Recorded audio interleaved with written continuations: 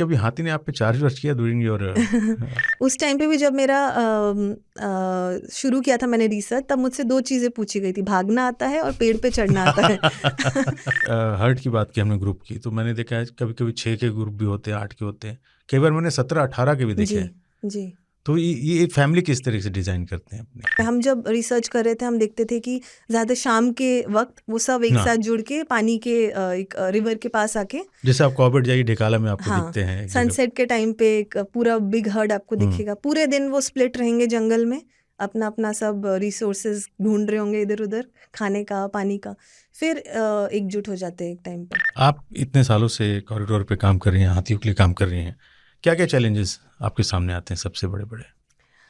हमारी पॉपुलेशन अगर आप देखो मानव हाथी संघर्ष में अगर की बात करें तो लगभग 400 से 500 लोगों की मौत होती है साल में एवरेज पे, इस कॉन्फ्लिक्ट के तहत, और लगभग 100 से 120 हाथी की डेथ होती है एनुअल। हमने खुद एक सर्वे किया था नॉर्थ बंगाल में, जहाँ पे हमने देखा था उनके डंग पाइल में ये गुटखे के पैकेट, चिप्स के पैकेट, ये सब पाए जा रहे हैं। ब्लेड कहीं कहीं पे बहुत अफसोस हो रहा है कि उनके डंग में यानी जी ब्लेड मिल रहे हैं, प्लास्टिक मिल रहे हैं। पहाड़ों में जाइए प्लास्टिक, पानी प्लास्टिक हमारे शरीर में बनता चला जा रहा है। माइक्रो प्लास्टिक्स तो इंजेस्ट हो ही रहा है बॉडी में। बिल्कुल हर किसी के हो रहा है। कि हाथी को जैसे हम बोलते हैं, वो बोलते हैं कि जंगल के आर्किटेक्ट हैं, वो जंगल बनाते हैं। जब हाथी जंगल के अंदर से जाते हैं वो रास्ते बनाते हैं दूसरे जानवरों के लिए भी। अगर ये मूवमेंट नहीं हो तो ये इससे एक चीज़ बहुत बड़ी समस्या आ सकती है, वो इनब्रीडिंग डिप्रेशन की। सरकार की गजा रिपोर्ट के हिसाब से हमारे पास 150 कॉरिडोर्स हैं। एक्चुअली कॉरिडोर का बढ़ना अच्छी बात नहीं है। तो एक ज़िंदगी होती है जो शहर की ज़िंदगी होती है, एक ज़िंदगी होती है जो गांव की ज़िंदगी होती है, लेकिन एक ज़िंदगी होती है जो जंगल की ज़िंदगी होती है, जो बाकी दोनों ज़िंदगियों से बहुत मुख्तलिफ होती है। क्योंकि यहाँ की जो कहानियाँ होती हैं वो पूरी दुनिया तक कम पहुँच पाती हैं। यहाँ का जो संघर्ष है, यहाँ की जो लड़ाइयाँ हैं, यहाँ जो ज़िंदगी बचाने के लिए जो जद्दोजहद है, वो कम लोगों को पता चल पाती है। लेकिन एक पॉडकास्ट ऐसा है जहाँ पर हमारे पास एक ऐसा शख्स है जिसने उस जंगल की दुनिया को, उसकी ज़िंदगी को बहुत नज़दीक से देखा है और लंबे अरसे तक जिया है। और वो शख्स है शेर खान और फासिफ खान और खांचा, जो हमारे साथ मौजूद हैं आपके अपने पॉडकास्ट में जिसका नाम है शेर खान। तो हाजिर हैं हम लेकर एक नया एपिसोड शो का, और मैं आपसे वही सवाल पूछना चाहता हूँ कि आज कहाँ लेकर चल रहे हैं हमें? आज अपन लेके कहने आए, किसी को बुलाया है हमने। अच्छा तो उपासना गांगुली जी हैं WTI में एलिफेंट कॉरिडोर पे बहुत अच्छा काम किया है उन्होंने। काफ़ी दिनों से लोग कह रहे थे हाथियों पर बात करनी चाहिए, तो हमने उनको बुलाया है और उनसे अच्छी जानकारी हमें मिलेगी। मुझे भी बहुत जानकारी मिलेगी, मेरा मानना है। अच्छा, तो पहले उन्हीं से बात कर लेते हैं, फिर लौटते हैं। बिल्कुल। तो आप सुनिए खांचा और उपासना गांगुली की ये बातचीत। तो बहुत दिनों से हम बात कर रहे थे कि हाथियों पे हम बात करेंगे, और उसके लिए हमने उपासना गांगुली, जो कि WTI में काम करती हैं as a elephant corridor project के हेड हैं आप, और वो हमारे साथ आ जाई हैं। मुझे बहुत खुशी है। और हाथी की बात हो, कॉरिडोर की बात ना हो तो बात अधूरी रहती है। तो बेसिकली कॉरिडोर के एक्सपर्ट हमारे साथ हैं, तो हम फटाफट उपासना से बात करना शुरू करते हैं। उपासना, बहुत बहुत शुक्रिया आपको हमारे शो में आने के लिए, आपने टाइम निकाला। तो सीधा पॉइंट पे आते हैं, हाथी पे आप कितने सालों से काम कर रही हैं? मैं wild life trust of India से जुड़ी हूँ 11 साल, और उसमें आई थिंक लास्ट 8-9 साल हो गए हैं जिसमें मैं स्पेसिफिक हाथी कॉरिडोर का काम कर रही हूँ। क्या बात है। तो सबसे पहले मेरा सवाल होगा कि हाथी जो होते हैं नोमैड होते हैं, मतलब बंजारे मैं कहूँगा होते हैं, एक जगह से दूसरी जगह, दूसरी जगह से तीसरी जगह, फिर वापस भी उसी रूट पे आते हैं। और इनका जो माइग्रेशन है, मतलब जो चलते हैं, वो डेली हो या सीजनल हो, कई बार सीज़न के हिसाब से हाथी मूव करते हैं। ये कितना इम्पोर्टेंट है हमारे एनवायरनमेंट के लिए या जंगल के लिए? एनवायरनमेंट के लिए तो है ही, बट हाथी, सबसे पहले बोलना चाहूँगी हाथी के लिए क्यों इम्पोर्टेंट है। क्योंकि हाथी, जैसे हमें पता है, बड़ा जानवर है, उसको कम से कम 150 से 200 किलो खाद्य पदार्थ चाहिए होता है, पानी चाहिए होता है खुद को सस्टेन करने के लिए। तो एक जंगल में अगर हाथी सीमित रहेगा तो उसको उतने रिसोर्सेज नहीं मिल पाएंगे, और जंगल को भी नुकसान होगा। जंगल को भी नुकसान होगा क्योंकि जंगल में और भी जानवर हैं। तो इसीलिए हाथी को मूव करते रहना पड़ता है। बाकी वाइल्ड लाइफ भी है जो एक जंगल से दूसरे जंगल जाते हैं, बट हाथी को स्पेसिफिकली, क्योंकि उसका अपने रिक्वायरमेंट्स जो है उसको सस्टेन करने के लिए एक जगह से एक जंगल से दूसरे जंगल लगातार ट्रैवल करना पड़ता है। अब ये ज़रूरी है जंगल के लिए भी, क्योंकि हाथी को जैसे हम बोलते हैं, वो बोलते हैं कि जंगल के आर्किटेक्ट हैं, वो जंगल बनाते हैं। जब हाथी जंगल के अंदर से जाते हैं, वो रास्ते बनाते हैं दूसरे जानवरों के लिए भी, ताकि वो एक जंगल से दूसरे जंगल जा पाए। जो हाथी के जो डंग पाइल्स होते हैं उससे काफ़ी सीड डिस्पर्स होता है, तो जो अलग अलग तरह के जो पौधे हैं जंगल के, वेजिटेशन है, उनका डिस्पर्सल भी होता है। और हाथी को जो एक्सेस होता है पानी का, उसकी वजह से काफ़ी दूसरे जानवरों को भी एक्सेस मिल पाता है। तो इसलिए पूरा इकोसिस्टम के लिए हाथी का मूवमेंट बहुत ज़रूरी है, एक जंगल से दूसरे जंगल। ओके अच्छा, हाथी की अगर बात करें तो कॉरिडोर की हम बात तो करेंगे। अब मैं आपसे जानना चाहूँगा कि कॉरिडोर होता क्या है और इसका इम्पोर्टेंट क्या है, मतलब क्यों कॉरिडोर है क्या, ये लोग जानना चाहेंगे। मुझे थोड़ा बहुत पता है, बाकी आप मुझे बताएंगे कॉरिडोर क्या होता है। तो अब अगर आप इंग्लिश वर्ड देखो, कॉरिडोर मतलब एक पाथवे है जो एक जगह से दूसरे जगह जाने में हेल्प करता है। ठीक है। सेम जो अभी हमने बात की, जैसे हाथी एक जंगल से दूसरे जंगल जाता है, वो जो रास्ता है, वो जो गलियारे हैं, वो होते हैं एलिफेंट कॉरिडोर, जो ये फैसिलिटेट करते हैं। बट बहुत अभी क्या है कि कॉरिडोर जो वर्ड है वो भी इतना ज़्यादा मतलब न्यूज़ में भी आ गया है, उसको कभी कभी गलत इंटरप्रिटेशन भी होता है कि हाथी कहीं भी जा रहे हैं वो कॉरिडोर है। कॉरिडोर वो है, वो रास्ता जो एक जंगल, एक वायबल हैबिटेट जिसको बोलते हैं, हैबिटेट ए को हैबिटेट बी से कनेक्ट करे, वही एक कॉरिडोर है। अगर हाथी एक हैबिटेट से दूसरा हैबिटेट नहीं जा पा रहा है, जस्ट जाके कहीं वापस आ जा रहा है, उसको कॉरिडोर नहीं बोल सकते हैं। It has to connect one habitat to another habitat.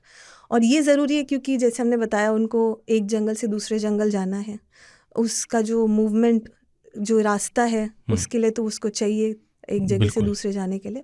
और खाली हाथियों के लिए नहीं, टाइगर्स, राइनोज, जो दूसरे जानवर हैं, उनके लिए भी ये जो पाथवेज है, ये जो कॉरिडोर्स है, ये बहुत महत्वपूर्ण है एक जंगल से दूसरे जंगल जाने के लिए। अगर ये मूवमेंट नहीं हो तो ये इससे एक चीज़ बहुत बड़ी समस्या आ सकती है, वो इनब्रीडिंग डिप्रेशन की। तो जेनेटिक डाइवर्सिटी पॉपुलेशन का मेंटेन करने में भी ये कॉरिडोर्स का बहुत बड़ा योगदान है। कोई अगर नेचुरल कैलामिटी हो, जैसे हमारे पास बहुत ऐसे एग्जांपल्स हैं, आप देख लीजिए काजीरंगा में, जैसे एनुअल फ्लड्स होते हैं वहाँ पे, वो उस पार्क के लिए बहुत ज़रूरी है, उसके वेजिटेशन के लिए, वो जो एनुअल फ्लड्स आते हैं। अब उस दौरान जो एनिमल्स है काजीरंगा के, वो आगे फुट हिल्स पे जाते हैं, कार्बी आंगलोंग, और वो जो जिस वे से जाते हैं, वो जिस पाथ से जाते हैं, वो सारे कॉरिडोर्स आते हैं वो हाईवे से क्रॉस करके। अब वो मूवमेंट बहुत ज़रूरी है उनको खुद को सस्टेन करने के लिए। इसीलिए कॉरिडोर्स का प्रोटेक्शन, जेनेटिक डाइवर्सिटी तो है ही, उनका रिसोर्सेज के लिए भी है, और उनका किसी कैलामिटी से प्रोटेक्ट करने के लिए भी बहुत ज़रूरी है। क्या बात है। हम जिसे सोचते हैं कि वो कर्स है जो काजीरंगा में होता है, ब्रह्मपुत्र नदी का जब बाढ़ वहाँ आता है, तो हम सब ने देखा है, वीडियोज़ आते रहते हैं कि राइनो रोड पे चल रहे हैं, हाथी तैर रहे हैं जी। बट आप कहने के मुताबिक ये ज़रूरी है, ये मूवमेंट ज़रूरी है, वो उनको जाना ही है, एस्केप करना है टू हायर ग्राउंड्स। अगर क्या होगा कि हाथी एक ही जगह पे सिमट के रह जाएंगे, जंगल एक खत्म हो सकता है। दूसरा प्रॉब्लम तो उनके जीन्स का भी हो सकता है। वही जेनेटिक डाइवर्सिटी, इनब्रीडिंग डिप्रेशन जिसे बोलते हैं, उस चीज़ का खतरा है डेफिनेटली। 2017 की हम बात करें तो उस रिपोर्ट में, WTI की रिपोर्ट में था कि हमारे पास 101 कॉरिडोर हैं, कि सरकार की गजा रिपोर्ट के हिसाब से हमारे पास 150 कॉरिडोर्स हैं। अब मैं समझना चाहूँगा कि कॉरिडोर बढ़ाना क्यों ज़रूरी है, मतलब अगेन वही आ गया कि हाथी को रास्ते देना है, लेकिन आइडेंटिफाई कैसे करते हैं कि ये कॉरिडोर हाथियों का है, ये श्रिंक हो गया है, या इस कॉरिडोर को रिस्टोर करने की ज़रूरत है। इस पूरी प्रक्रिया को आप कैसे समझते हैं, इसका समाधान कैसे करते हैं? एक्चुअली कॉरिडोर का बढ़ना अच्छी बात नहीं है इन द सेंस। जी, हमको ऐसा लगता है कि वो ज़्यादा कॉरिडोर है तो मतलब अच्छी बात है ये, बट ज़्यादा कॉरिडोर होना मतलब जितने कंटिन्यूअस हैबिटेट थे वो अब और ज़्यादा श्रिंक हो गए हैं नैरो पाथवे में। तो मतलब वो पहले वो कंटिन्यूअस एक पैच होगा, अब वो श्रिंक होके खाली एक रास्ता रहा है हाथियों के मूवमेंट के लिए। तो नंबर ऑफ कॉरिडोर्स इंक्रीज होना is not a good sign, मतलब it is a sign of more habitat getting fragmented. लोगों को कितना वो कंफ्यूजन रहता है जो आप दूर कर रही हैं आज बैठ करके। तो ये जो कॉरिडोर्स है ऑब्वियसली नेचुरल बनते हैं, ऐसे कोई हम लोग बनाते नहीं है कॉरिडोर्स, क्योंकि बहुत सारा डिस्कशन में ये भी आता है कि कॉरिडोर्स आपने कैसे बनाए, तो ये खुद ही बन जाते हैं क्योंकि इतना प्रेशर आता है उन जंगलों पे, जिससे कि उनका हैबिटेट श्रिंक होके अब कॉरिडोर्स में बचे हुए हैं। तो नेचुरली जो हमारा रिपोर्ट आया था 2017 में, तब 101 आइडेंटिफाइड कॉरिडोर्स हमने सर्वे किया था अबाउट 11 स्टेट्स ऑफ इंडिया में। और अब जो मिनिस्ट्री का रिपोर्ट आया है, आई थिंक 2-3 साल पहले जो आया है, उसमें 150 कॉरिडोर, तो ये एक साइन है कि ज़्यादा से ज़्यादा और हैबिटेट फ्रैगमेंट हो चुके हैं। हाथियों के लिए अब और पतले पतले रास्ते बचे हुए हैं। अब हमारा जो प्रोसेस रहता है यूजुअली, जो हमारी टीम ने जो सर्वे किया था तब हमारे पास, ये एक्चुअली सर्वे शुरू हुआ था 2003 से 2005 के बीच में, जब सबसे पहला कॉरिडोर सर्वे किया था WTI ने मिनिस्ट्री के साथ, जो प्रोजेक्ट एलिफेंट विंग है मिनिस्ट्री का, उसके साथ हमको एक लिस्ट मिला था मिनिस्ट्री से 88 कॉरिडोर्स का। तो हमारी जो टीम है उन्होंने हर कॉरिडोर में जाके एक्चुअली इन पर्सन फिजिकली सर्वे किया। बहुत लोगों को ये लगता है कि कॉरिडोर आइडेंटिफिकेशन शायद सैटेलाइट इमेजरी देख के कर रहे हैं हम लोग, या GIS बेस्ड कर रहे हैं, जो आजकल जितने कनेक्टिविटी मॉडल आए हैं। बट हमारा एम था कि नहीं, जिस रास्तों से हाथी गुजर रहे हैं हमारी टीम भी उन्हीं रास्तों से ट्रैवल करेगी, देखेगी क्या साइंस है, क्या डिस्टर्बेंसेस है उन कॉरिडोर्स में, उनको सही किया जा सके। हाँ, तो उसी सर्वे के बाद हमारा जो पहला एडिशन आया राइट ऑफ पैसेज का, वो आया था 2005 में, राइट ऑफ पैसेज एडिशन 1, जिसमें 88 फंक्शनल कॉरिडोर्स थे। उसके बाद हमने काफ़ी सारे अप्रोचेस भी किए कैसे इनको अब सिक्योर किया जाए। फिर लगभग 10 साल बाद 2013 से 15 के बीच में हमने सोचा कि अब तो 10 साल हो गए हैं, देखते एक बार क्या स्टेटस है उन कॉरिडोर्स का। तो तब जब सर्वे किया 2013 से 15 के बीच, वो सर्वे भी उसी ऑलमोस्ट सेम मेथडोलॉजी में हमने किया। पहले उधर से जो इन्फॉर्मेशन कलेक्ट करते हैं, जो ऑलरेडी पब्लिश इन्फॉर्मेशन है हाथी के मूवमेंट का, जो वन विभाग के पास है, या गांव वालों से बात करके कैसा हो रहा है मूवमेंट, ये हम लेते हैं। फिर हमारी टीम जो है वो खुद उन कॉरिडोर्स पे चल के देखती है, साइंस ऑब्जर्व करते हैं, हाथी के डंग पाइल्स, फुटप्रिंट्स, ये सब नोट करते हैं। और फिर वहाँ पे वेजिटेशन कैसा है ये चेक किया जाता है, कॉन्फ्लिक्ट पैटर्न कैसा है, जिससे ऑल्सो हाथी का प्रेजेंस पता चलता है, और वहाँ पे क्या क्या बाधाएं हो सकती है हाथी के लिए, वो सब नोट करके हर एक कॉरिडोर का प्रोफाइल बनाया जाता है। एंड उसके साथ एक कंजर्वेशन प्लान भी बनाया जाता है कि कैसे उस कॉरिडोर में से हम हाथी को उसका सेफ पैसेज दे पाए। तो उसके लिए ये 4-5 चीज़ें हैं जो कर सकते हैं। तो हमारी जो पब्लिकेशन है 2017 की, जिसमें 101 कॉरिडोर आइडेंटिफाइड है, उसके 101 कॉरिडोर के हमने कंजर्वेशन प्लान्स भी बनाए हैं, जो कि मिनिस्ट्री से लेके आपके लीनियर इंफ्रास्ट्रक्चर एजेंसीज हो या एडवोकेट्स हो, it's a go to tool कि किसी को अगर किसी कॉरिडोर में जानकारी चाहिए तो प्रोफाइल तो है ही कि इस कॉरिडोर में ये प्रोफाइल है, क्या कर सकते हो उसको सिक्योर करने के लिए भी ये रिकमेंडेशंस भी दिया गया है। तो पूरा प्रोसेस ऐसा ही रहता है। अब हमारी रिपोर्ट के बाद भी अब लगभग 8 साल हो चुका है, तो हम लोग भी अब कोशिश कर रहे हैं कि अपने एंड पे भी, ऑब्वियसली वन विभाग का तो है ही योगदान इसमें, उनके साथ जुड़ के कैसे और इसको अपडेट करा जाए, क्योंकि कॉन्टिन्यूअस प्रोसेस है। लैंड यूज़ तो इतना रैपिड हो रहा है कि हर 6 महीने में लैंड यूज़ चेंज होता है, तो कैसे इनका प्रोफाइल हम अप टू डेट रख सके, यही हमारा इनिशिएटिव रहता है। WTI टाइम टू टाइम इन कॉरिडोर को चेक करते रहे, जैसे आपने कहा कि पिछले काफ़ी सालों से आपने सर्वे नहीं किया है, तो टाइम टू टाइम ये सारे कॉरिडोर को आप चेक करते रहते हैं। जी।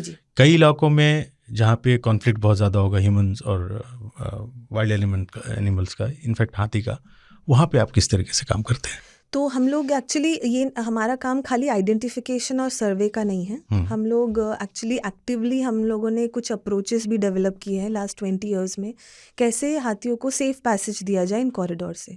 अब वो अलग अलग तरह के अप्रोचेस हैं। कहीं पे हमने लैंड खुद परचेज़ किया है जी, जहाँ ऐसा लगा कि ये लैंड परचेज़ करना बहुत क्रूशल है, तो परचेस करके वन विभाग को हमने हैंड ओवर कर दिया ताकि वो नियरेस्ट प्रोटेक्टेड एरिया में उसको इंक्लूड कर दे। क्या बात है। ये मॉडल हमने ज़्यादातर अप्लाई किया साउथ इंडिया में, क्योंकि वहाँ पे थोड़ा सा एक क्रूशियल लैंड पार्सल को आप परचेस करके बड़े हैबिटेट को कनेक्टिविटी दे सकते हैं।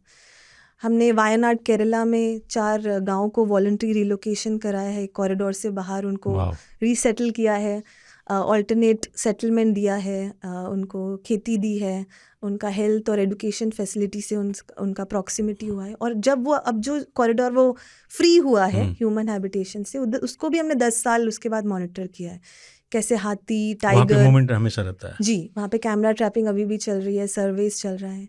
तो ये एक अप्रोच है। प्लस आपने जो बात की कि कैसे हम लोग सारे कॉरिडोर की निगरानी रख रहे हैं, क्योंकि जब हमने वो सर्वे किया था 2005 और 2015 के बीच में जी, तब हमने एक चीज़ देखा जो दूसरे सर्वे में, कि जो पुराने 7 कॉरिडोर थे उस 88 के लिस्ट में से, वो पूरी तरह ब्लॉक हो चुके थे। ओहो, मतलब वहाँ पे कोई ना कोई प्रॉब्लम आ गई होगी, या तो Encroachment. इंक्रोचमेंट या इंडस्ट्री एक्सपेंशन, ह्यूमन एक्सपेंशन, जिसकी वजह से हाथी वहाँ से अब नहीं जा पा रहे थे। कोई दूसरा रास्ता शायद उन्होंने अपना लिया था। तो तब ये आइडिया आया कि कुछ तो हमको एक अप्रोच करना है जिससे कि कॉरिडोर की मॉनिटरिंग रहे। तो उसी के चलते हमने एक इनिशिएटिव शुरू किया, ग्रीन कॉरिडोर चैम्पियन इनिशिएटिव 2017 में, जिसमें हमने बहुत सारे, क्योंकि हमारे पास काफ़ी लोकल इंडिविजुअल्स और कम्युनिटी बेस्ड ऑर्गेनाइजेशंस के कॉन्टैक्ट्स तो थे ही, तो we started partnering with them wow, कि, और टेक्निकल कैपेसिटी बिल्डिंग भी था कि कैसे वो लोग अपने जहाँ पे जिस एरिया में है उसी कॉरिडोर के चैम्पियंस रहे वो। तो अब उस बात को भी 8 साल हो गया है, तो हम लोग करीब 50 से 60 कॉरिडोर में हमारी टीम है, जो टीम मतलब पार्टनर, कंजर्वेशन पार्टनर्स है, जो ये मॉनिटर करते हैं कि क्या चेंजेस आ रहा है। तो अप टू डेट तो है, मतलब ऑल्दो 8 साल हो गया पब्लिकेशन को, बट रेगुलरली अपडेटेड आ रहा है कि क्या क्या प्रोफाइल चेंज हुआ है। रेगुलर डिस्कशंस भी चलते हैं हमारे वन विभाग के साथ कि ये इश्यूज आ रहे हैं। तो वो चीज़ एक पूरा मतलब नेटवर्क बन गया है कि सब लोग साथ में एक ऑब्जर्व कर रहे हैं कि कॉरिडोर में क्या क्या चेंज आ रहा है। आप तो हर पैन इंडिया पे काम करते हैं जी। सबसे सेंसिटिव कॉरिडोर कौन सा लगता है, किस स्टेट में आता है? स्टेट तो नहीं बोल सकते पर रीजन बता सकते, क्योंकि जितना मैंने ऑब्जर्व किया है सेंट्रल इंडिया में जो कॉरिडोर्स है, सेंट्रल इंडिया बोले तो आपका झारखंड, छत्तीसगढ़, ओडिशा, इसमें जो हैबिटेट फ्रैगमेंटेशन है बहुत रैपिडली हो रहा है। तो कॉरिडोर हमने ये ऑब्जर्व किया, कॉरिडोर का लेंथ जो है, लेंथ ज़्यादा होना भी सही नहीं है कॉरिडोर का। अच्छा, हाँ, क्यों? लेंथ ज़्यादा होना और विड्थ कम होना। बिकॉज लेंथ ज़्यादा होना मतलब हाथी को ज़्यादा टाइम लग रहा है एक जंगल से दूसरे जंगल जाने में, मतलब इतनी बाधाएं आ गई है बीच में घूम करके ऐसे कि जा रहा है। पूरा उसको एक कंसिडरेबल डिस्टेंस उसको जाना पड़ रहा है एक जंगल से दूसरे जंगल जाने में। तो वहाँ पे हमने देखा है कि जो लैंड यूज़ है वो ज़्यादा रैपिडली चेंज हो रहा है। बाकी उत्तराखंड में है और बाकी देखा जाए तो हर जगह ही है, बट अगर हमने रैंकिंग की थी कॉरिडोर्स के, तो उसमें सेंट्रल इंडिया कॉरिडोर्स जो है हमको लगता है कि उसमें ज़्यादा अटेंशन देना है, प्रायोरिटी करना है, कैसे उनको सिक्योर किया जाए, प्रोटेक्ट किया जाए। तो अगर हम बात करें सबसे ज़्यादा कॉरिडोर जो है वेस्ट बंगाल में है, पश्चिम बंगाल में 26 as per the government report data के हिसाब से। आपने बोला ज़्यादा कॉरिडोर का होना अच्छी बात नहीं है जी। तो आपने तो वीडियोस कुछ हम देखते रहते हैं, स्पेशली पश्चिम बंगाल में कुछ ज़्यादा ही, कि जहाँ पे हाथी जो है इंसानों के इलाके में आ जाता है, नुकसान भी पहुँचाता है, फिर वो हाथी को भी नुकसान पहुँचाते हैं। कई ऐसे वीडियो देखे जिसमें जेसीबी लेके लोग पहुँच गए हाथी को खदेड़ने के लिए, उसको भगाने के लिए। इसके लिए WTI क्या करता है इन कॉन्फ्लिक्ट को रोकने के लिए? एक्चुअली हम लोग का 2 प्रोग्राम्स है WTI में, एक है कॉरिडोर्स का, एक कॉन्फ्लिक्ट मिटिगेशन का। तो हम 2 डिविजन्स जो है एक पैरेलली काम करते हैं, बिकॉज हमको कॉन्फ्लिक्ट मिटिगेशन इसमें इंटीग्रेट करना ही पड़ेगा, क्योंकि अगर आप हाथी या कोई भी जानवर हो उनके कॉरिडोर को प्रोटेक्ट कर रहे हैं, उनको सेफ पैसेज फैसिलिटेट कर रहे हैं, तो जब वहाँ से वो जानवर गुजरेगा तो ऑब्वियसली कॉन्फ्लिक्ट बढ़ेगा। तो पैरेलली इंटरवेंशंस कॉन्फ्लिक्ट मैनेजमेंट के होने ही हैं। तो अब ये भी है कि अलग अलग जगह पे अलग अलग तरीके के मैनेजमेंट जो है सॉल्यूशंस वर्क करेंगे, ये यूनिफॉर्म नहीं हो सकते इंडिया में। अगर हम पश्चिम बंगाल की बात करें, वहाँ पे भी देखा जाए तो लैंड यूज़, अब अगर मैं नॉर्थ बंगाल की बात करूँ स्पेसिफिकली, जहाँ पे शायद सबसे ज़्यादा ये नॉर्थ और साउथ बंगाल में मिलके जो कॉरिडोर आइडेंटिफाई हुए हैं, वहाँ से ज़्यादातर जो कॉरिडोर है वो टी प्लांटेशन से होके गुजरते हैं। राइट।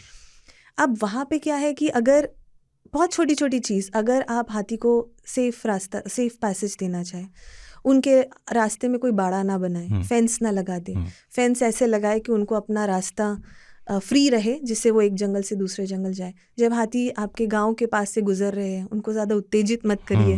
मतलब बहुत बार हमने ये भी ऑब्जर्व किया है, चले जाते, बहुत बार क्या है हमने ये ऑब्जर्व किया है कि बहुत सारे वीडियोज़ भी आते हैं आजकल कि कोई ज़रूरत नहीं थी उनको चेस करने की, जबरदस्ती पटाखे डाल रहे हैं, उसको पत्थर मार रहे हैं, उसको जाने नहीं दे रहे। तो उससे क्या होता है कि और ज़्यादा अग्रेशन बढ़ता है, स्पेशली अगर हर्ड में कोई छोटा बच्चा है, तो मदर का भी प्रोटेक्टिव इंस्टिंक्ट रहता है अपने बच्चे को सेव करने का। तो ये सब बहुत सारी चीज़ें क्या होता है कि बहुत बड़ा कुछ नहीं करना होता है, उनको जाने दो, बस थोड़ा सा बिहेवियर चेंज अगर हो जाए तो ये इनफ है। बाकी जो हम लोगों ने मॉडल्स और इस्टेब्लिश किए हैं वो एक प्राइमरी रिस्पांस टीम्स हमने देखा है, बहुत मानव हाथी संघर्ष के लिए और मानव बाघ संघर्ष को मैनेज करने के लिए भी कैसे जो प्राइमरी रिस्पांस टीम है, चाहे गांव वालों से ही हम लोग लेते हैं कुछ लोगों को जिनको ट्रेन किया जाता है जी एज फर्स्ट रिस्पॉन्डर्स को किसी भी कॉन्फ्लिक्ट सिचुएशन का, क्योंकि वन विभाग से भी कभी कभी आने में टाइम लगता है अगर हाथी आ गया या बाघ आ गया गांव में, राइट।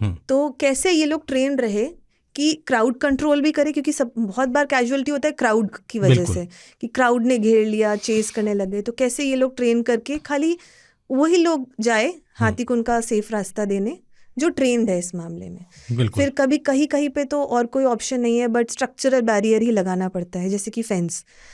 बट फेंस भी ऐसे जगह पे लगाना चाहिए जिससे हाथी का रास्ता ना रोका जाए। अगर वो एक खेती और जंगल के बीच में से जा रहा है तो एक प्रॉपर वे में अगर उसको एज पे करके रखा जाए। तो ये कुछ सोल्यूशंस है जो हम लोग इंटीग्रेट करते हैं अपने काम में भी, और वन विभाग के साथ डेफिनेटली काम करके ये सब इम्प्लीमेंट हुए बहुत सारे। बट हाथी एक इवॉल्विंग एनिमल है और जितनी हम खुद फैसिनेट हो जाते हैं कि जितनी बार हम देखते हैं कुछ नया बिहेवियर पैटर्न, तो हमको भी वैसी सॉल्यूशंस जो है बहुत ज़्यादा और इंक्लूसिव रखना है कि बोथ विन विन हो, ह्यूमंस एंड एलिफेंट्स दोनों का दोस्त बन जाए तो फिर बात ही क्या है। जी दोनों का सोल्यूशन। अभी मैं पिछले हफ्ते कॉर्बेट गया था, जिम कॉर्बेट नेशनल पार्क।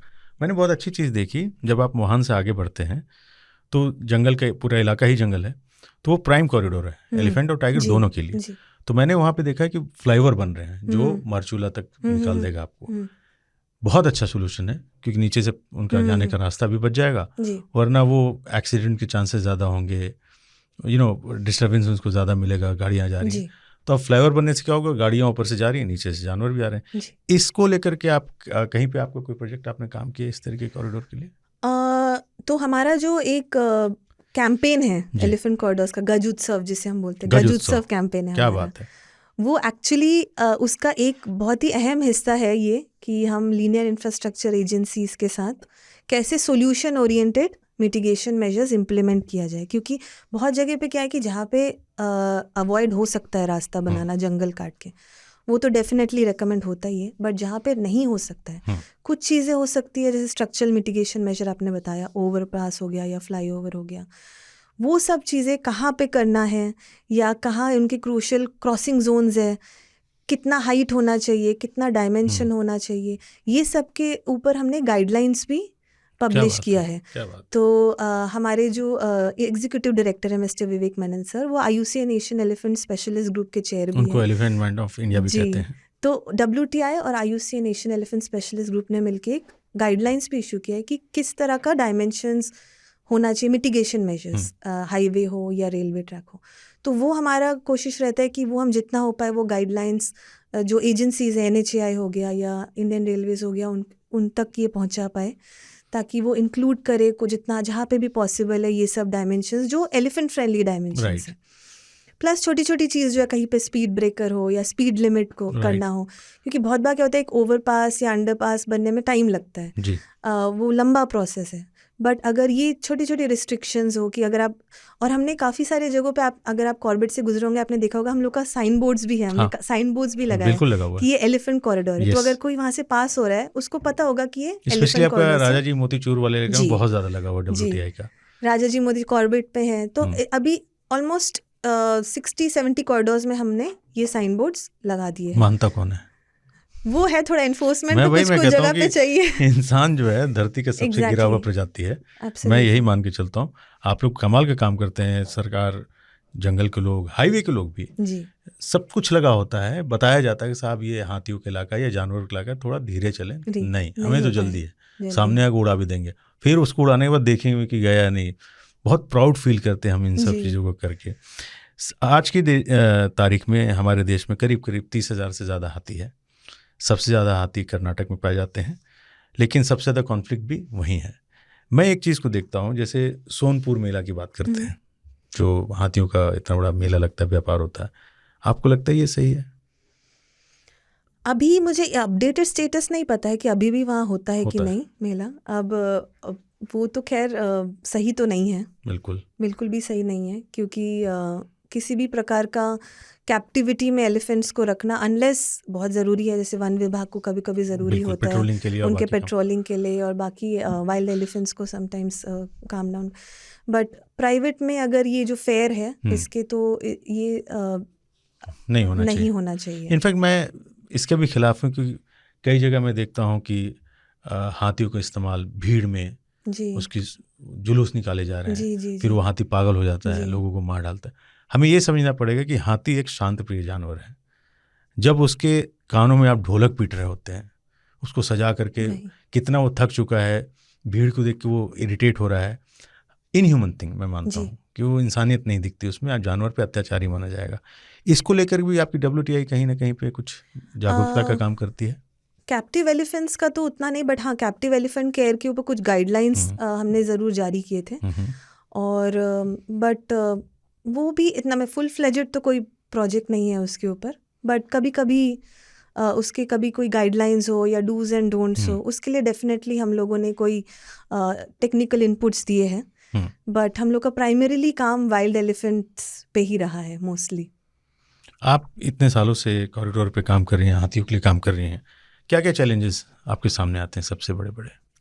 हमारी पॉपुलेशन मतलब अगर देखा जाए, ये जो एलिफेंट कॉरिडोर्स है ये लीगल एंटिटी नहीं है, मतलब हमारे वाइल्ड लाइफ प्रोटेक्शन एक्ट जो है इंडिया के, उसके अंडर नहीं आते हैं, अनलेस वो किसी नेशनल पार्क या टाइगर रिजर्व या वाइल्ड लाइफ सैंक्चुरी का पार्ट है। कॉरिडोर्स का अभी तक कोई लीगल नोटिफिकेशन नहीं हुआ है, तो इसलिए ऑब्वियसली डिस्टर्बेंसेस बहुत ज़्यादा है उसमें। और कुछ कुछ जगह पे तो ऐसा हो गया है लाइक अब कुछ किया नहीं जा सकता है, तो अब एक ही चीज़ जो कर सकते हैं वो है कि जो बचा है कहाँ कैसे उसमें से भी आप सेफ पैसेज देने की कोशिश करो हाथियों को। चैलेंजेस तो है ही, अब जैसे मैंने बोला पॉपुलेशन तो है ही, आप सबको तो हटा नहीं सकते हैं। और हम मान के चलते इंसान की धरती पे पहला अधिकार हमारा ही है, उसके बाद ही सब कुछ होगा। और हमारा सबसे हाईएस्ट पॉपुलेशन हो गया है अब, और हाथी का भी, एशियन एलिफेंट का भी पॉपुलेशन इंडिया में सबसे ज़्यादा है।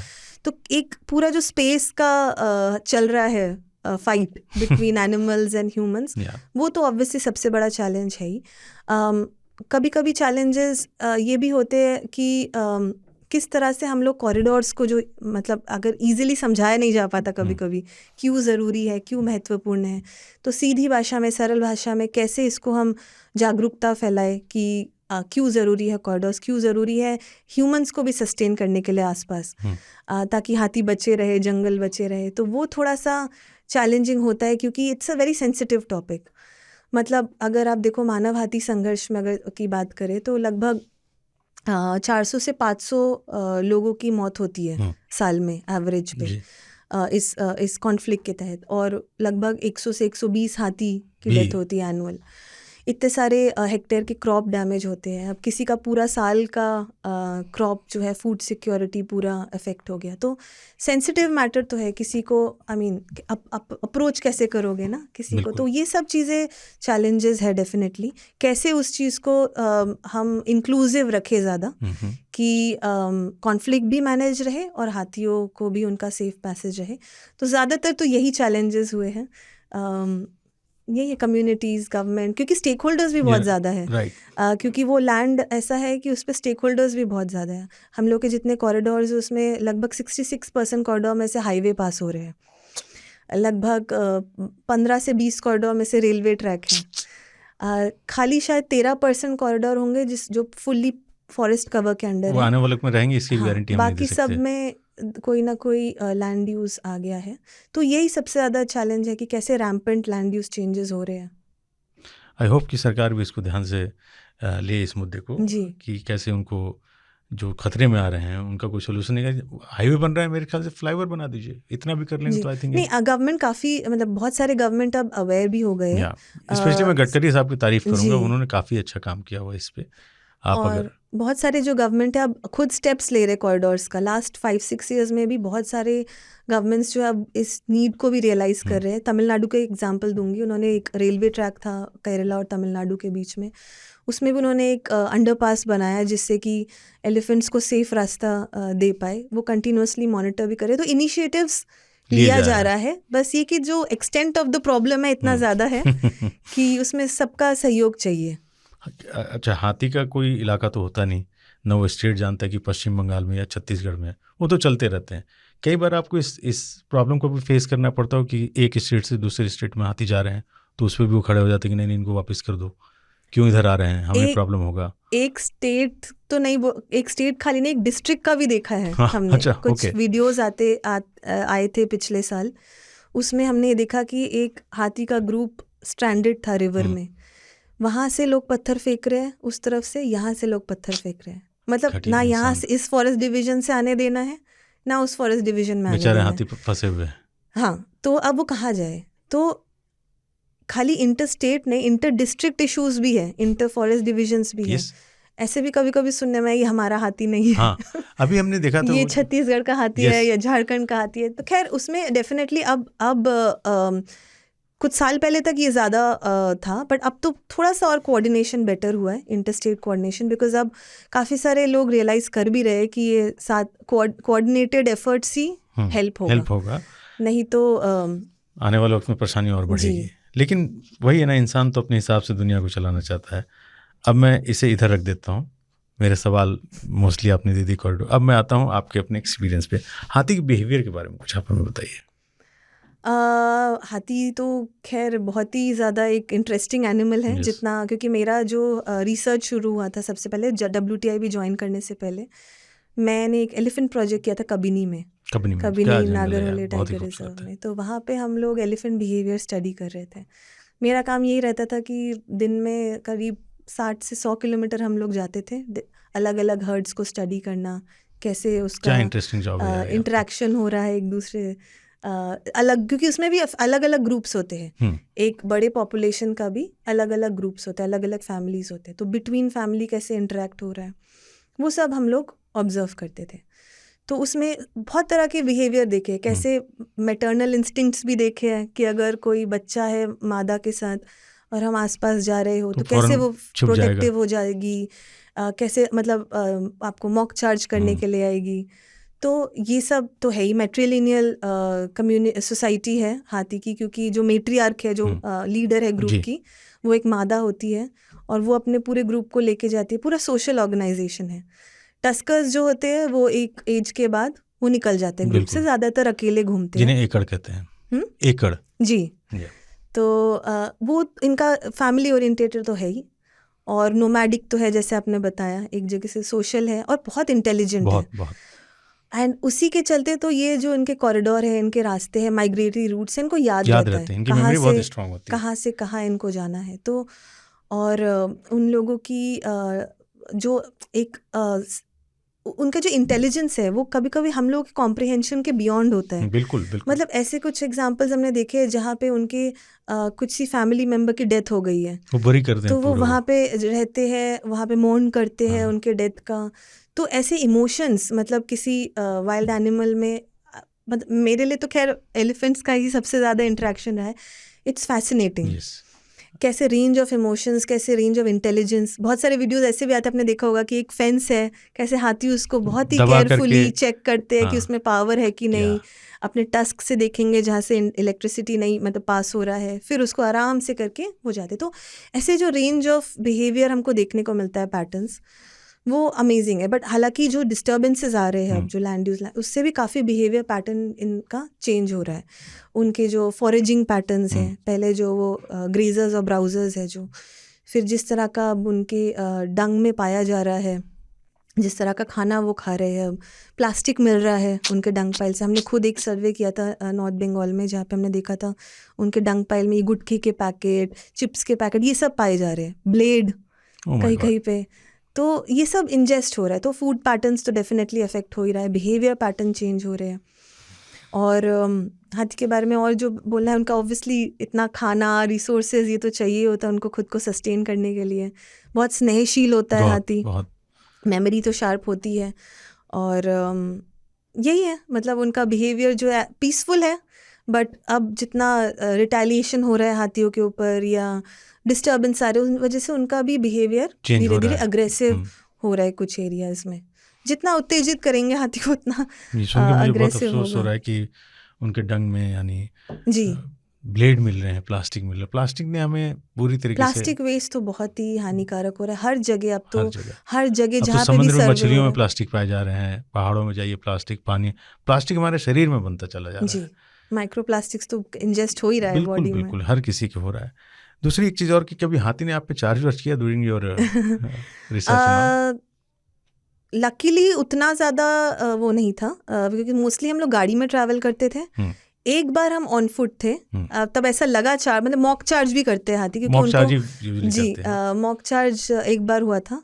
तो हम लोग दौड़े थे उस टाइम पे भी। जब मेरा शुरू किया था मैंने रिसर्च, तब मुझसे 2 चीज़ें पूछी गई थी, भागना आता है और पेड़ पे चढ़ना आता है क्योंकि हाथी दौड़ाएगा तो तेज भागना पड़ेगा और पेड़ पे हाँ, चढ़ना तो ही लकीली उतना ज़्यादा कभी नहीं हुआ है सिचुएशन। ज़्यादातर गाड़ी में थे तो ही हुआ गाड़ी है पे रहने चार्ज। से आप सेफ रहते हैं जी काफ़ी हद तक। जी मैंने कॉर्बेट में एक बिहेवियर देखा था, एक फीमेल थी, उनके बच्चे थे, वो टाइगर ने उनको जख्मी कर दिया, तो उसके बाद वो उनकी डेथ हो गई। तो उन्होंने अपने सूंड में उठा करके वो घूमती रही 2 दिन तक सर पे रख करके। वो मैंने खुद से देखा था। तो मुझे लगा कि कितना इनके अंदर पीड़ा है और कितना दर्द है कि अपने बच्चों को खोना नहीं चाहती, अभी भी यही जानते हो कि वो नहीं है। और जो आपने वो वाली बात कही कि जब उनके यहाँ कोई मरता है तो वो पूरा दफन करते हैं उसे, और बच्चे के पैर को ऐसे हवा की तरफ खड़ा करते हैं। ये रिसर्च हुआ था बाय द वे। फिर उसे ढकते हैं, रोते हैं और फिर जी आगे चले जाते हैं। हाथी बहुत, इनफैक्ट हाथी और इंसान की उम्र भी लगभग एक बराबर होती है। मेमोरी देखेंगे जैसे इंसान की बहुत अच्छी होती है, हाथी की और भी ज़्यादा अच्छी होती है। तभी वो एक जगह से दूसरी जगह जाते हैं, फिर वापस आना जाता है। ये इसमें मुझे थोड़ा सा आप जानकारी दीजिए कि सीजन चेंज होता है उसकी वजह से भी हाथी मूव करते हैं? डेफिनेटली, क्योंकि जो रिसोर्स, क्योंकि सीजन चेंज से रिसोर्सेज चेंज होता है, वेजिटेशन चेंज होता है, तो वो ऑल्सो जो उनका ग्रुप साइज है वो भी सीजन के रिसोर्सेज के हिसाब से चेंज होता है। जहाँ पे जब बारिश हो रहा हो, रिसोर्सेज ज़्यादा है, तो वो ज़्यादातर एक जगह रह सकते हैं। जहाँ रिसोर्सेज की कमी हो रही है वो ज़्यादा स्प्लिट होंगे, क्योंकि उनको ज़्यादा डिस्टेंस चलना पड़ता है अपना रिसोर्सेज मीट करने के लिए। देन ऑब्वियसली वो वापस आते हैं झुंड में, फिर जुड़ते हैं। तो रिसोर्सेज आपका, फिर सीजन, क्लाइमेट, उस हिसाब से भी उनका बिहेवियर, उनका ग्रुप साइज, उनका स्ट्रक्चरल कॉम्पोजिशन जो है उनका हर्ड का, वो सारा अफेक्ट होता है उससे। जैसे हर्ड की बात की हमने ग्रुप की, तो मैंने देखा है कभी कभी 6 के ग्रुप भी होते हैं, 8 के होते हैं, कई बार मैंने 17-18 के भी देखे हैं। जी तो ये फैमिली किस तरीके से डिज़ाइन करते हैं अपनी? वो जैसे मैंने बोला, वो resources, time of the day क्या है, क्योंकि हम जब रिसर्च कर रहे थे हम देखते थे कि ज़्यादा शाम के वक्त वो सब एक साथ जुड़ के पानी के एक रिवर के पास आके, जैसे आप कॉर्बेट जाइए ढेकाला में आपको दिखते हैं सनसेट के टाइम पे एक पूरा बिग हर्ड आपको दिखेगा। पूरे दिन वो स्प्लिट रहेंगे जंगल में, अपना अपना सब रिसोर्सेज ढूंढ रहे होंगे इधर उधर, खाने का, पानी का, फिर एकजुट हो जाते हैं एक टाइम पे। लेकिन इनके हर्ड को लेकर कभी आपने झगड़ा देखा है कि 2 हर्ड आपस में लड़ रहे हो कि मत आओ इधर? 2 हर्ड के साथ तो नहीं देखा, 2 टस्कर्स के साथ देखा है। और जनरली डोमिनेंट, उसमें भी डोमिनेंट होता है, डोमिनेंट, सब डोमिनेंट ग्रुप्स होते हैं, उसमें भी होता है डोमिनेंस। वो भी काफ़ी रिसर्च हुआ है उस पर भी। उनके एक्सेस टू फूड, उनका जो डोमिनेंस होता है, जो ज़्यादा डोमिनेंट ग्रुप होते हैं, क्या उनको बेटर एक्सेस होता है फूड का, ये सब स्टडीज़ भी हुए हैं। तो काफ़ी रिसर्च तो है ही सोशल स्ट्रक्चर पे, एलिफेंट्स पे। एवरेज जो हाथी की लाइफ होती है वो भी ऐसी होता है, 65 से 70 साल तक, 60 से 70 साल के बीच में रहते हैं वो जी। इसमें आपने कभी देखा है ऐसा कि जैसे अभी कुछ दिन पहले बांधवगढ़ में कुछ हाथी आए थे और वहाँ पे 10 हाथी एक साथ, आपको पता ही होगी खबर, जबकि बांधवगढ़ में पहले हाथी हुआ करते थे जी, फिर इंस्टिंक्ट हो गए, गायब हो गए, फिर वो छत्तीसगढ़ से घूम के चले आते हैं। आपको नहीं लगता है कि जो हाथी आ रहे थे उनको बसाना चाहिए था, क्योंकि उनका तो हैबिटेट रहा है? इस पे आप लोगों ने कुछ काम नहीं किया कि कहीं से हाथी गायब हो गए? जैसे बांधवगढ़ से गौर गायब हो गए थे, बाइसन जिसे हम कहते हैं, तो वो प्रोजेक्ट हमने किया था। साउथ अफ्रीका से कुछ लोग आए थे, उनके साथ बांधवगढ़ यानी मध्य प्रदेश के जंगलात वालों ने टाई अप किया था। उन्होंने फिर कान्हा से बाइसन ला करके री इंट्रोड्यूस किया बांधवगढ़ में। आज वो सक्सेसफुल रहा है। तो कभी कभी क्या कभी आपने कोई इस तरीके का जहाँ से इंस्टिंक्ट हो गया हो हाथी, आपने वहाँ पे दोबारा उनको एक्सटिंक्ट तो नहीं बोलेंगे, जैसे हम लोग का एक रेस्क्यू एंड रिहैबिलिटेशन प्रोग्राम है, तो मैं एक्सटिंक्ट तो नहीं बोलूँगी, मतलब रीस्टॉकिंग हुआ है। जैसे कभी कभी हम लोग का एक प्रोजेक्ट है नॉर्थ ईस्ट में भी, हमारा एक रेस्क्यू सेंटर है वहाँ काजीरंगा में, तो जब बोरो अपराइजिंग हुआ था मानस नेशनल पार्क जी। में, वहाँ पे काफ़ी सारे जानवर ख़त्म हो गए थे उस दौरान। तो हम लोग का जो रेस्क्यू प्रोजेक्ट था काजीरंगा में, और बहुत सारे ऐसे फ्लड के तहत बहुत सारे ऐसे एनिमल्स आ जाते या छोटे बच्चे हो जाते तो अपने वो बहुत प्यारे वीडियोस आपके मैंने हाँ, देखे तो हैं। अपने माँ से अलग अलग हो हो गए हो गए। जाते हैं, जो उनको बैक टू द वाइल्ड नहीं कर सकते हैं। उनको कभी कभी क्या होता है कि वो तो जो बैक टू द वाइल्ड नहीं हो सकते उनको तो लॉन्ग टर्म केयर में रखा जाता है।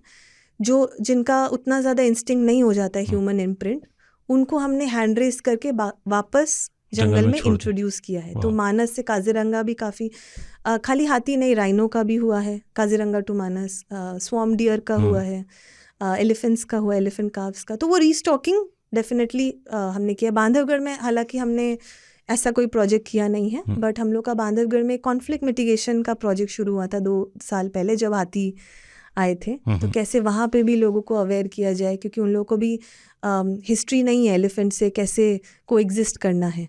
तो वो सब सॉल्यूशंस शुरुआत हो जाए। गवर्नमेंट, एमपी गवर्नमेंट ने भी बहुत ज़्यादा स्टेप्स लिए हैं, yes, no doubt, proactive steps, कि कैसे इस को एक ज़्यादा प्रॉब्लम ना बढ़े, प्रॉब्लम ना बने।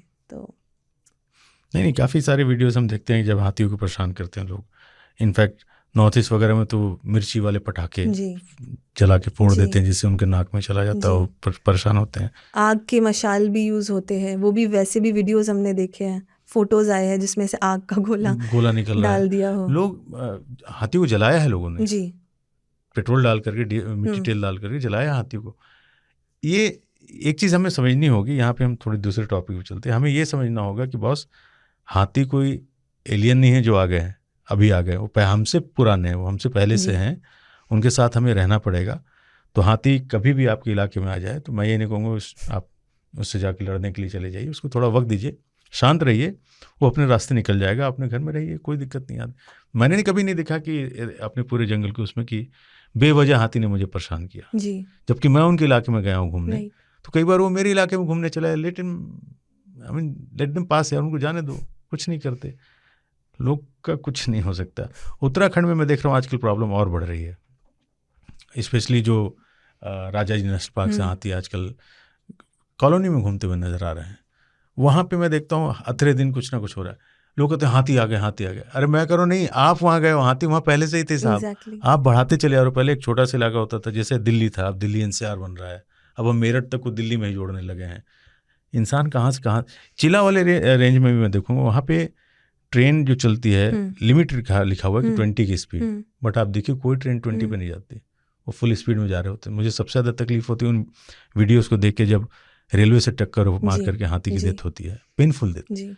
और या फिर जो इलेक्ट्रिक फेंसिंग है, ये 2 बड़ी वजह हैं। इस पे आप लोगों ने कुछ कभी काम किया है? रेलवे एक्चुअली वही जो आप रेलवे ट्रैक बोल रहे हो, चिला मोतीचूर कॉरिडोर जो है उसके थ्रू जो जाता है, उसमें हमने कम से कम 10-11 साल काम किया है, जिसमें पेट्रोलिंग, जॉइंट पेट्रोलिंग होती थी WTI और फॉरेस्ट डिपार्टमेंट की। काफ़ी सारे रिकमेंडेशंस भी दिए गए थे गवर्नमेंट को। अब वही है कि उसका सस्टेनेबिलिटी, उसका कंटिन्यूटी गवर्नमेंट को भी जारी रखना है, कैसे वो मेंटेन रहे, कैसे वो पेट्रोलिंग चलता रहे। और बहुत बार मैं ये बोलूँगी, ऑब्वियसली स्ट्रक्चरल मिटिगेशन मेजर तो है ही, जैसे हाईवे में है वैसे रेलवे ट्रैक के ऊपर भी कर सकते हैं। बट आप देखोगे लास्ट 2-3 साल में बहुत सारे वीडियोज़ ऐसे भी आते हैं कि कुछ जो लोको पायलट्स हैं वो ट्रेन रोक के वीडियो ले रहे हैं कि अब हमने हाथी को रास्ता दिया। तो ऐसे अगर अलर्ट ड्राइवर्स हो, कभी कभी वो all it takes is alert drivers.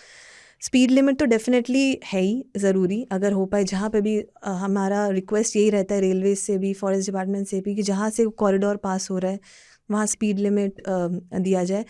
कोई भी जानवर को मुझे लगता है खुद मारने नहीं आता है कि सोच के आता है कि आज मैं एक जानवर को मारूंगा। वो ट्रेन भी उस स्पीड से जाती है कि कभी कभी उनके लिए भी ब्रेक देना मुश्किल होता है उस स्पीड में। तो उसके लिए भी बहुत सारे जो सॉल्यूशंस है या कुछ चीज़ें हैं जो हम सजेस्ट करते हैं। जैसे अगर ब्लाइंड कर्व हो कोई, वहाँ पे वेजिटेशन की वजह से कभी ना दिखे तो उनको क्लियर किया जाए, या स्पीड लिमिट तो है ही। और ये अलर्ट ड्राइवर्स जो है ये बहुत ज़रूरी है। और ऐसे ड्राइवर्स को जो ये कर रहे हैं, रोक रहे हैं, उनको फेलिसिटेट करना, उनको रिकग्नाइज करना भी बहुत ज़रूरी है, ताकि दूसरे ड्राइवर्स भी इंस्पायर हो, वो भी मोटिवेटेड रहे इनसे। तो कुछ तो इंसेंटिव होना चाहिए ना बिल्कुल, कि बिल्कुल। जो कर रहा है ये एफर्ट्स। तो यही सब चीज़ें जो है हम लोग का कोशिश रहती है कि अभी कभी कैंपेन के थ्रू हो या हमारे किसी इवेंट के थ्रू हम ये ऐसे लोगों को रिकॉग्नाइज करें, उनको फेलिसिटेट करें। बिल्कुल, वो एक अच्छा तरीका हो जी, सकता है। तो बहुत मज़ा आया आपसे बात करके और उम्मीद है आप दोबारा फिर आएँगी थैंक यू हमारे सो शो मच में। आसिफ जी। अरे नहीं, नहीं, और हमें बहुत मज़ा आया आपके साथ बात करके और हम आपको विश करते हैं कि आप अच्छे ऐसे ही काम करते रहें, हाथियों को बचाते रहिए, वाइल्ड लाइफ, जंगल का बचना बहुत ज़रूरी है। तो आप हमारे शो में आइए, आपका बहुत-बहुत शुक्रिया। थैंक यू सो मच, बहुत मज़ा आया। अब हम चलते हैं जमशेद भाई के पास आपकी चिट्ठियों के लिए। तो आइए जमशेद भाई। लीजिए, मैं हाजिर हूँ, आपने पुकारा और हम चले आए। बहुत शुक्रिया आपका। तो उपासना गांगुली के साथ खानचा की आपने बातचीत सुनी, तो उम्मीद है कि उस पूरी चर्चा से आपको एलिफेंट कंजर्वेशन के बारे में बहुत शानदार जानकारी मिली होगी। फर्स्ट हैंड एक्सपीरियंसेस जो होते हैं उनकी बात ही अलग वाक़ई होती में है। कमाल का था उनके पास बिल्कुल। एक्सपीरियंस। तो हमारे पास बहुत सारी और जानकारियां हैं जो ख़तों के ज़रिए हम तक बिल्कुल, पहुंचती हैं हर बिल्कुल, बार, और बिल्कुल। वो बहुत ज़रूरी हैं। तो हम कुछ ख़तों को भी शामिल कर लेते हैं। और अच्छी बात यह है कि इस बार हमारे पास ऑडियो चिट्ठी भी है। तो एक बार पहले वो सुन लेते हैं। से भेजा है राकेश दश साहब ने। सुनते हैं कि क्या कह रहे हैं। रेगुलर हमारे लिसनर है। प्रिय खानचा, जमशेद भाई, शेर खान की पूरी टीम और शेर खान सुनने वाले तमाम श्रोताओं को मेरा जय हिंद, नमस्कार। मैं राकेश कुमार दास, जमशेदपुर, झारखंड से। आज ये चिट्ठी मैं सिर्फ एक श्रोता की हैसियत से नहीं, बल्कि एक प्रकृति प्रेमी, एक बाघ प्रेमी और एक जिम्मेदार इंसान के तौर पर रिकॉर्ड कर रहा हूँ। वाल्मीकि थापर जी नहीं रहे, ये सुनकर दिल भारी हो गया। ऐसा लगा जैसे जंगलों की आत्मा में कोई खालीपन सा उतर आया हो। लेकिन जिस अंदाज में आपने उन्हें याद किया, उनकी कहानियां साझा की, वो अपने आप में एक श्रद्धांजलि बन गई। आपकी आवाज में, आपकी बातों में और उस गहराई में जहां आपने एक एक किस्सा उतारा, लगा जैसे खुद वाल्मीकि सर बोल रहे हैं। जंगलों की फुसफुसाहट की तरह, टाइगर की चाल की तरह, चुपचाप लेकिन असरदार। उनकी किताबें, उनका संघर्ष, उनका जुनून, ये सब आपने सिर्फ बताया नहीं, बल्कि हमें महसूस भी कराया। खानचा, एक एपिसोड के किसी चिट्ठी में एक श्रोता थे अभिनव भाई। उन्होंने कहा था कि एक बार वो रात में जंगल का फील लेने के लिए जंगल के थ्रू ड्राइव करने सनसेट के बाद पहुंच गए। लेकिन हर मोड़ पर उन्हें डर लग रहा था कि कहीं किसी मोड़ पर उनकी मुलाकात किसी तस्कर से ना हो जाए। इस विषय पर मैं सभी से कहना चाहूंगा कि जस्ट फील लेने के लिए रात में जंगल बिल्कुल भी ना जाएं, क्योंकि रात में जंगल के अंदर बहुत तरह के खतरे होते हैं। न सिर्फ जंगली जानवरों से, बल्कि बहुत तरह की इलीगल एक्टिविटीज भी होती हैं और उन लोगों से आपको खतरा हो सकता है। खैर, हमारा तो ये काम ही है, हमें जाना ही पड़ता है और रात भर जंगल में बितानी भी पड़ती है। लेकिन फिर भी हम बहुत तरह के प्रोटेक्शंस लेकर अंदर जाते हैं। आप अकेले अगर जंगल में जा रहे हैं और आपको कुछ हो जाता है, तो वहां आपको किसी तरह की कोई हेल्प मिलने की संभावना ना के बराबर है, क्योंकि वहां आपकी पुकार सुनने वाला तो कोई है ही नहीं। साथ ही कई सारे जंगलों में नेटवर्क्स बिल्कुल भी नहीं आते। तो जैसा आपने कहा कि आप डर रहे थे कि कहीं किसी मोड़ पर टस्कर न मिल जाए, तो टस्कर के साथ साथ अगर तस्करों का कोई गैंग भी मिल जाए, क्या तो वो बात है! भी आप पर हमला कर सकते हैं। बिल्कुल सही। उनके पास बहुत तरह के आधुनिक हथियार भी होते हैं। तो सभी से विनती है, कृपया रात में जंगल जाना अवॉइड ही करें तो बेहतर है। और दूसरी बात है, रात में अगर जंगल में आप पाए गए, तो विभाग के लोग भी आपको पकड़ सकते हैं।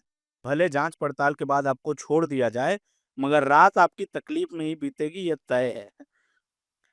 खानचा, आज की ये चिट्ठी सिर्फ वाल्मीकि थापर जी के लिए समर्पित है। ना सिर्फ थापर साहब, बल्कि उनके जैसे नायकों की आवाज को जिंदा रखने वाले आपके लिए भी धन्यवाद आपको, कि आपने जंगलों की आत्मा को शब्द दिए और एक ऐसी विरासत को आवाज दी जो कभी खोनी नहीं चाहिए। आप जैसे लोगों की वजह से ही हम बचे हैं और शायद जंगल के जीव जंतु और उनके लिए काम करने वाले लोगों को भी हिम्मत मिलती है। मैं आपके पॉडकास्ट का एक नियमित श्रोता हूं और ये कहने में गर्व महसूस करता हूं कि आपने भारत में वाइल्ड लाइफ संवाद को एक नई ऊंचाई दी। मैं जहां रहता हूं, वो राज्य है झारखंड, एक राज्य जहां जंगल, जीव और जनजातीय संस्कृति एक दूसरे में रचे बसे हैं। इस समय ये बदलाव के दौर से गुजर रहा है। यहाँ के हाथी कॉरिडोर, ह्यूमन एनिमल कॉन्फ्लिक्ट और यहाँ की कम्युनिटी आधारित कंजर्वेशन प्रोग्राम्स, ये सभी गहरी कहानियां लिए हुए हैं। मैं आपको झारखंड आमंत्रित करता हूँ। यहाँ के जंगलों की खामोशी और लोगों की आवाज दोनों आपको सुनने योग्य बहुत कुछ देंगे। हमारा मानना है कि आपकी उपस्थिति और आपका दृष्टिकोण यहाँ के संरक्षण प्रयासों को एक सार्थक मंच दे सकता है। आपका अनुभव, आपकी आवाज और आपका नजरिया यदि झारखंड की कहानियों से जुड़े तो शायद अगला पॉडकास्ट सिर्फ जानकारी नहीं, एक बदलाव की शुरुआत बन जाए। आशा है आप इस आमंत्रण को स्वीकार करेंगे। हम आपको यहाँ की विविधता, चुनौतियां और सौंदर्य से परिचित कराने के लिए बेहद उत्साहित हैं। आपका छोटा भाई, हाथियों का साथी, राकेश कुमार दास, जमशेदपुर, झारखंड। क्या बात है दास साहब, हाथियों का साथी।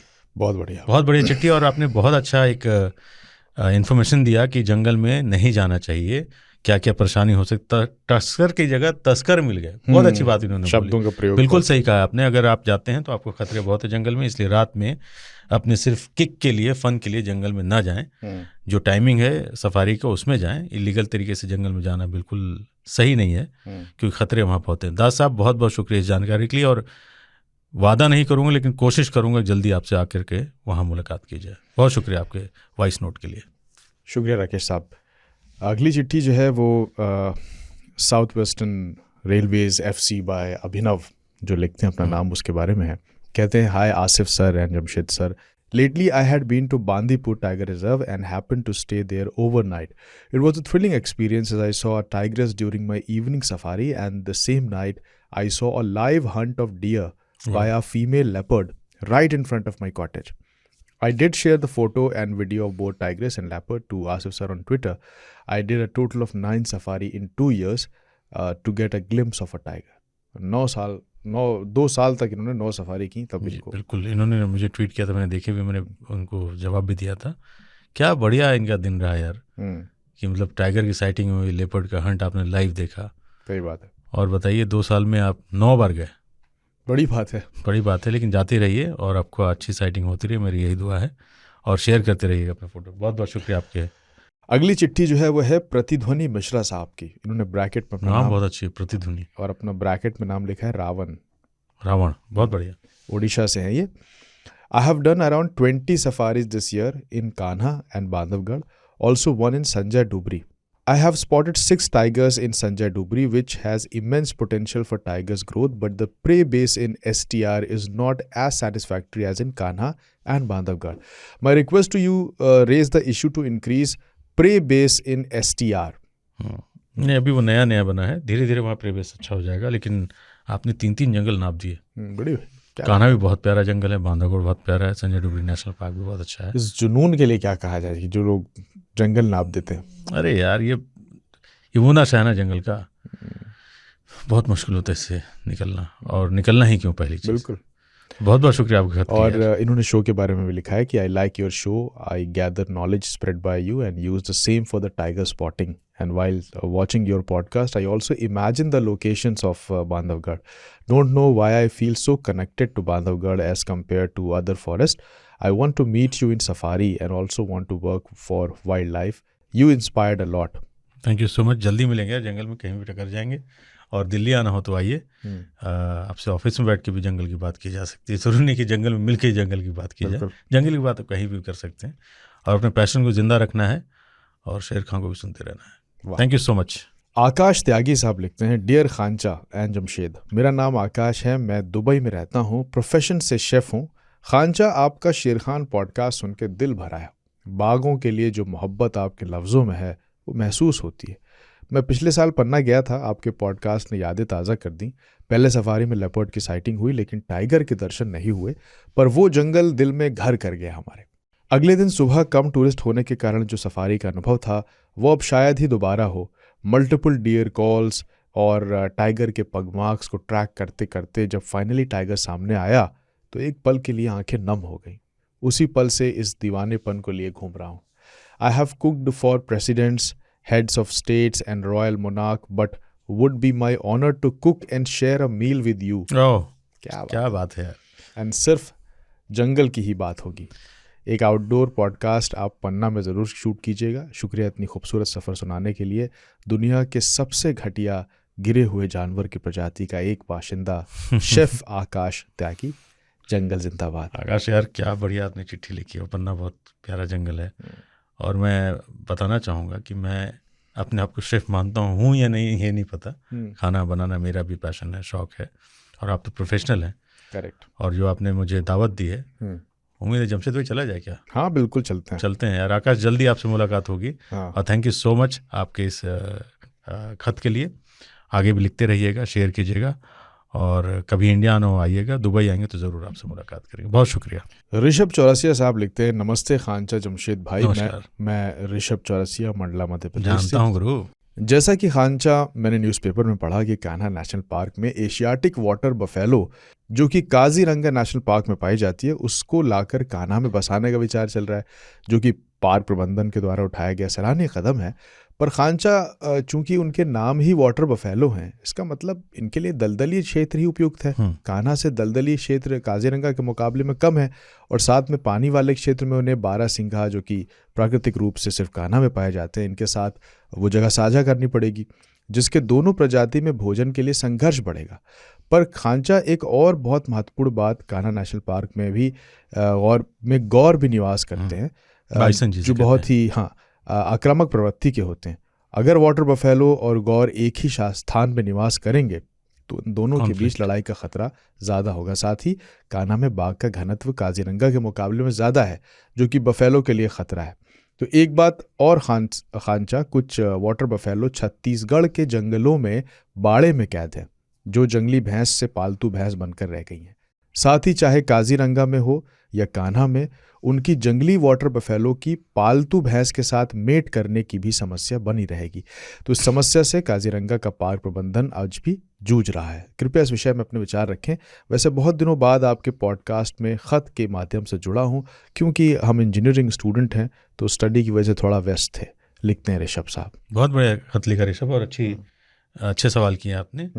ये जो उन्होंने बात की ना, बारहसिंघा, कान्हा में बारहसिंघा हैं, लेकिन आप जो कह रहे हैं ना, ये भी बारहसिंघा रोज इनका सेंसस होता है, रोज गिनती की जाती है इनकी। जब मैं गया था, अब पता नहीं होती है या नहीं होती, वो भी कैप्टिव में ही थे, मतलब फेंस उनका बहुत बड़ा बना के रखा है। ये जो ऑलरेडी बाइसन वहाँ पे हैं, तो मेरा मानना है कि वहाँ किसी और जानवर को रीइंट्रोड्यूस करने का कोई मतलब नहीं होता।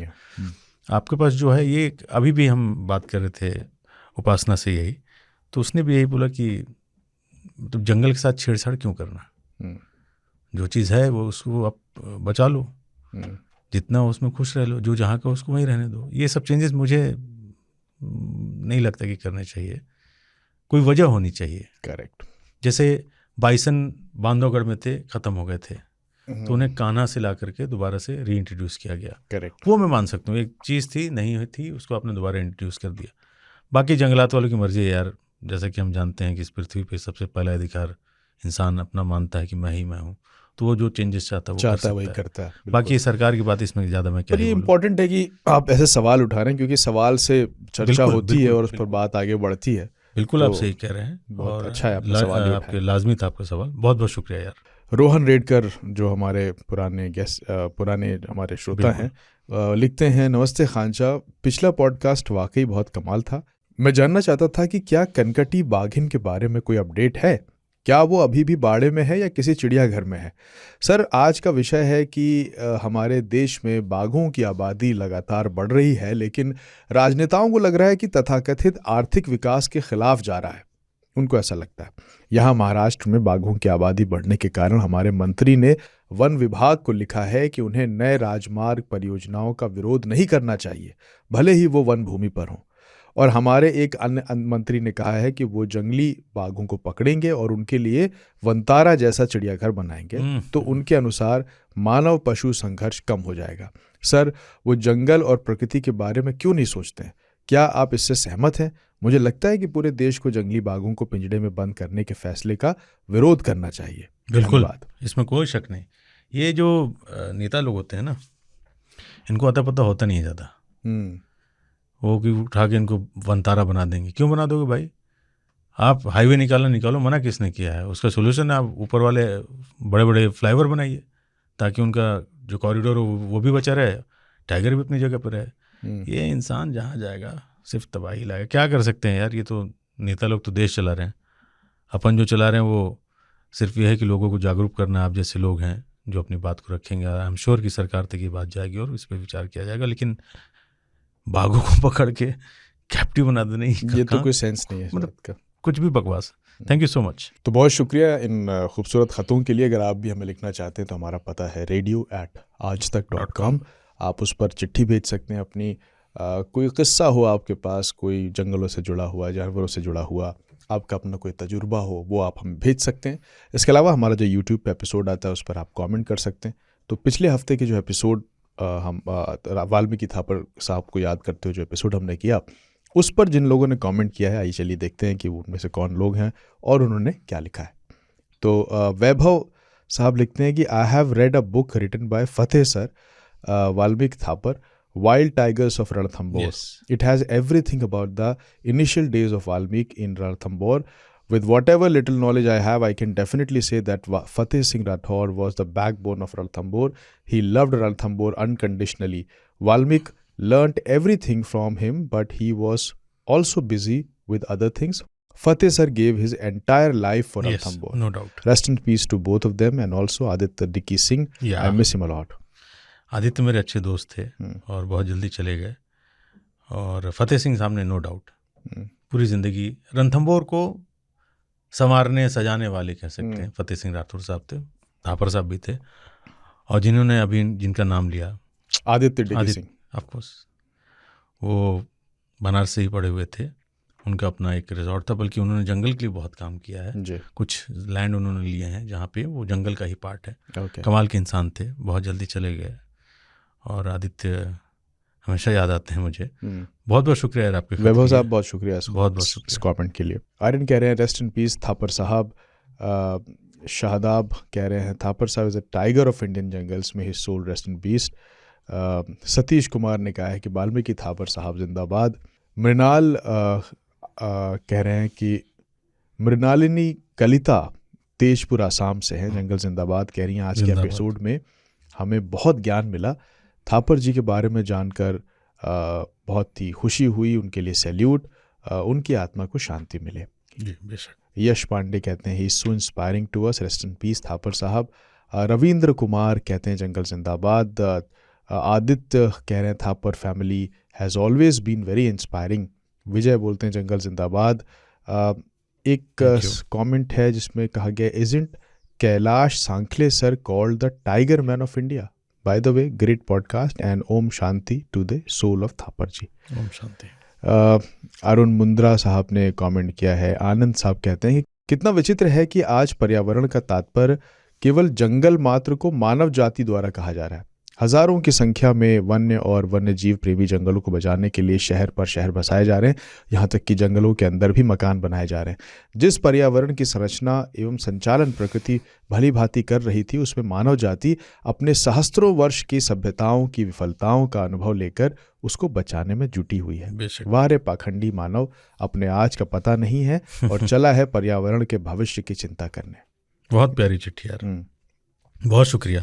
बिल्कुल सही कह रहे हैं ये कि धरती पे सबसे गिरा हुआ इंसान प्रजाति जो है वो इंसान ही है। ये भी वही बात कर रहे हैं। बहुत बहुत शुक्रिया इस खत के लिए।